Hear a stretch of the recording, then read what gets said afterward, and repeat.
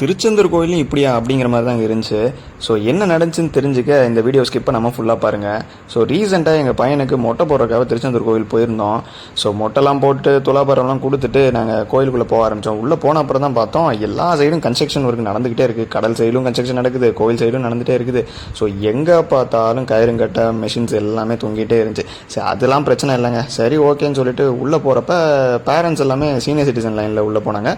பையனுக்கு மொட்டை போட்டு குட்டி பையன் அவனை கூட்டிகிட்டு நாங்கள் உள்ளே போனோம். யூஸ்வலாக அவங்க ரூல் வந்து எப்படி வச்சுருந்தாங்கன்னா, இந்த மாதிரி குட்டி பேபி பையன் கூட்டு போகிறப்ப பேரண்ட்ஸ் வந்து லைனில் உள்ளே போகலாம் அப்படின்னு சொல்லிட்டு எல்லாருமே அப்படி தான் அனுப்பிச்சிட்டே இருந்தாங்க, மதர் அண்ட் ஃபாதர் கூட போகலான்னு சொல்லிட்டு. பட் நாங்கள் உள்ளே போகிறப்ப பார்த்தீங்கன்னா சம்மந்தமே இல்லாமல் எங்களை செக்யூரிட்டி கார்டு ஆக்சுவலாக உள்ளே விட்டாங்க. சம்மந்தமே இல்லாமல் ஒரு 10 ஐயர் உள்ளே நின்றுட்டு இருக்காங்க. அவங்க பார்த்துட்டு இல்லை மதர் மட்டும் தான் நாங்கள் அலோவ் பண்ணுவோம், ஃபாதர் அலோவ் பண்ணக்கூடாதுன்னு சொல்லிட்டு என்ன ஆக்சுவலாக வெளியே அனுப்பிட்டாங்க. ரீசன் கேட்டால் இல்லை அம்மா மட்டும் தான் அலோவ் பண்ணுவாங்க. அதுக்கு முன்னாடிலாம் பார்த்தா எல்லா இடத்துலையுமே பேரண்ட்ஸ் மட்டும் தான் அலோவ் பண்ணிட்டு உள்ளே விட்டாங்க. செக்யூரிட்டி கார்டெலாம் உள்ளே விட்டாங்க. சம்மந்தமே இல்லாமல் ஒரு சில கூட்டமாக இருந்த ஐயர் வந்து எதுக்கு இப்படி பண்ணாங்கன்னு தெரியல. திருப்பி நாங்கள் ரெசிஸ்ட் பண்ணி சண்டை போட்டு கூட்டத்தை கூட்டினோடனே அவங்க சரி நீ உள்ளே போங்கட்டாங்க.